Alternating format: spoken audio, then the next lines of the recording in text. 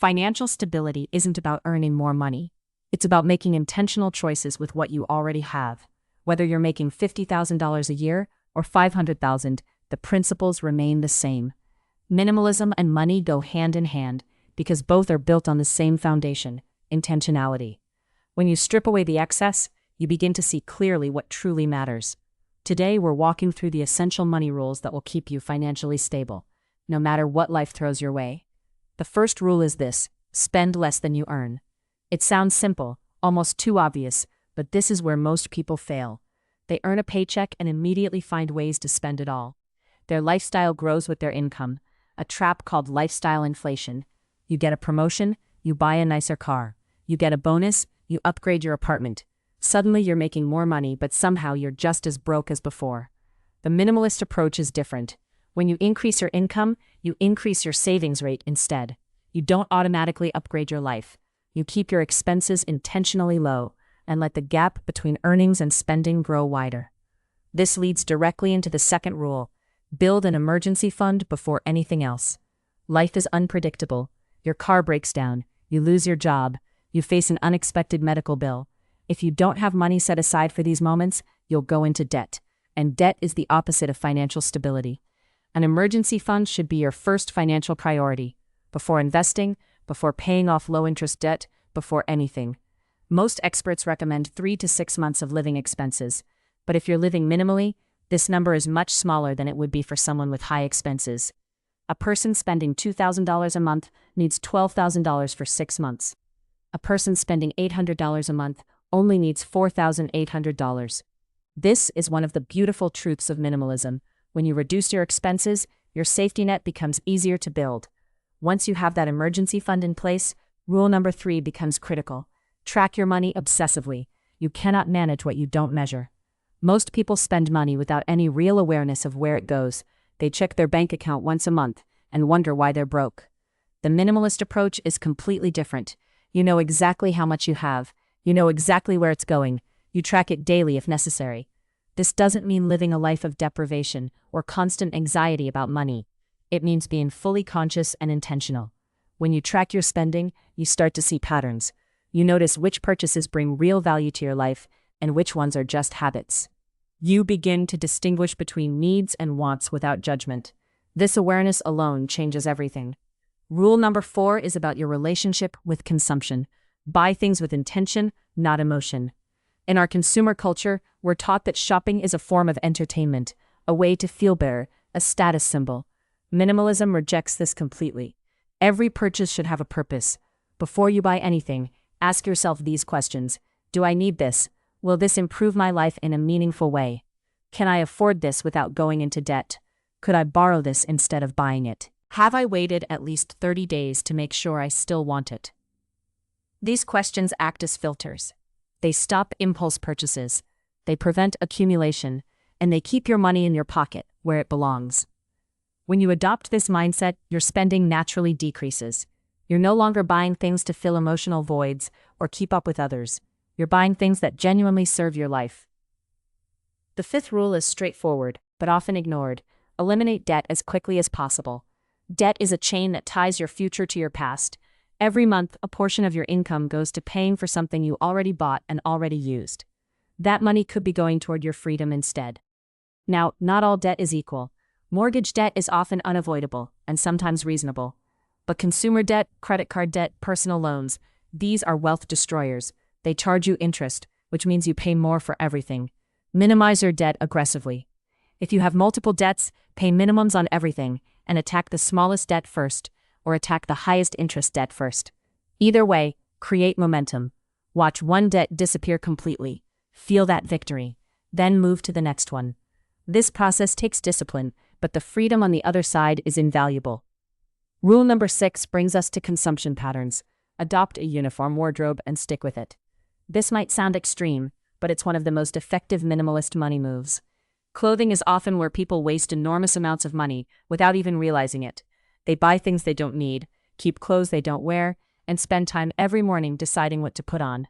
The solution is a uniform wardrobe. Choose 5 to 7 neutral basics that you love. Simple pants, simple shirts, simple sweaters. Mix and match combinations. Every item goes with every other item. You buy quality over quantity. These clothes last longer and look better. You spend less money, you waste less time, and every morning you have one less decision to make. If this feels too extreme, at least minimize your wardrobe significantly. Before you buy any new piece of clothing, remove 2 pieces you don't wear. This keeps your closet intentional and prevents accumulation.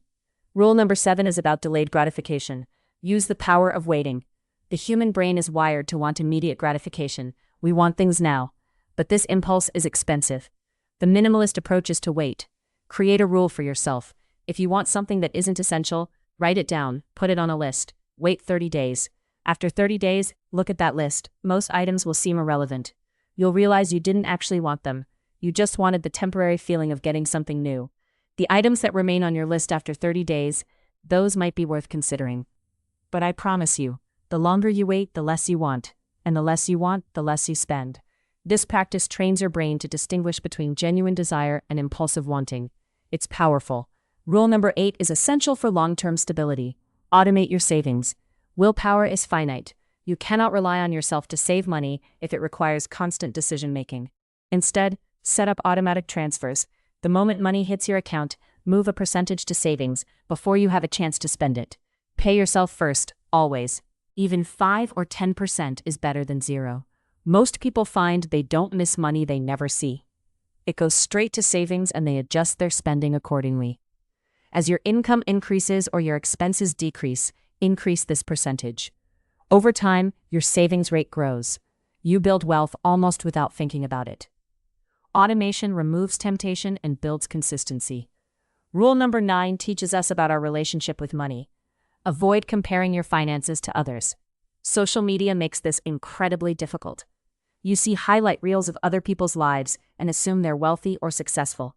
You don't see their debt. You don't see their anxiety about money. You don't see the emptiness behind the facade.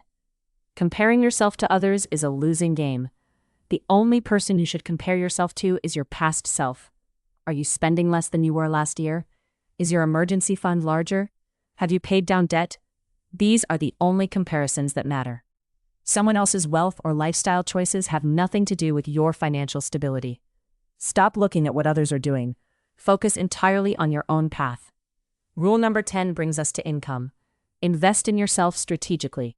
This doesn't mean spending money on every course, every seminar, every self-help product you see. It means being intentional about where you invest in your own growth.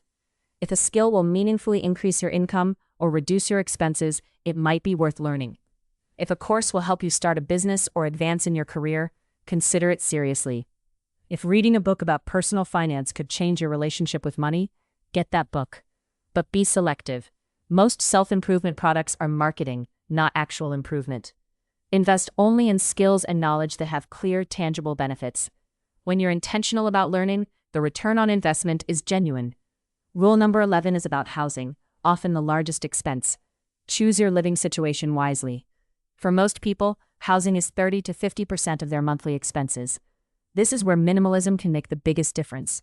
Rather than buying a large house and spending decades paying for it, consider a smaller space. Rent instead of buying, if it makes sense for your situation. Choose a location that's less expensive. Minimize the square footage you're paying for. Some people discover they're happiest in a tiny apartment. Others prefer a small house. The key is choosing based on your values, not on what society says you should want. When your housing costs are low, everything becomes easier. Your emergency fund is easier to build. Your savings rate is higher. You have more financial flexibility. You have more freedom. Rule number 12 is about utilities and basic expenses. This isn't just about money, though it is about money. Using less electricity, less water, less heat and air conditioning also means lower bills. Minimalism extends to consumption of resources. Take shorter showers. Turn off lights when you leave a room. Unplug devices when you're not using them. Adjust your thermostat. These small actions add up to significant savings over a year. They also align with a minimalist philosophy of using only what you need. You're not depriving yourself. You're simply being efficient. Rule number 13 teaches us about food spending. Cook at home and plan your meals. Eating out is one of the easiest ways to hemorrhage money. A restaurant meal costs 3 to 5 times what the same meal costs if you cook it at home. People often spend hundreds or thousands of dollars every month on food outside their home. The minimalist approach is straightforward. Cook almost everything yourself. Plan your meals for the week. Buy ingredients on a list. Prepare food at home. This saves enormous amounts of money. It's usually healthier too. You know exactly what's in your food. You control the portions. You build a valuable skill. This is one of the most effective money rules there is. Rule number 14 addresses subscriptions. Audit and eliminate recurring expenses. Subscriptions are designed to be invisible. $10 here, $15 there. You don't think about them individually, but they add up quickly. Most people have subscriptions they've completely forgotten about. Streaming services they don't watch. Gym memberships they don't use. Software they don't need. Go through your bank statements. Write down every single recurring charge. Ask yourself, am I actually using this? Does this add real value to my life? If the answer is no, cancel it immediately. Most subscriptions can be canceled in seconds. That money goes back into your pocket every single month. If you do keep subscriptions, keep them minimal. 1 or 2 streaming services, not 6. 1 gym if you actually go.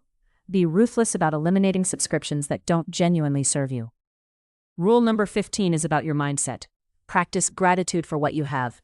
This rule might seem disconnected from money, but it's actually foundational. Gratitude is the antidote to the consumer mindset. When you're grateful for what you have, you don't feel the constant urge to buy more. You're satisfied. You're content. You see abundance instead of scarcity. This doesn't mean being grateful for poverty or financial instability. It means appreciating the things you have and recognizing that more stuff won't make you happier. When you cultivate gratitude, you naturally stop wanting. Your spending decreases, your savings increase, your financial stability improves. Gratitude is perhaps the most underrated financial tool available to you. Financial stability isn't complicated. It's built on consistent, intentional choices. Spend less than you earn. Build your emergency fund. Track your money. Buy with intention. Eliminate debt. Create uniform systems that reduce decisions. Wait before purchasing. Automate your savings. Stop comparing yourself to others. Invest strategically in yourself. Choose your living situation wisely. Reduce resource consumption.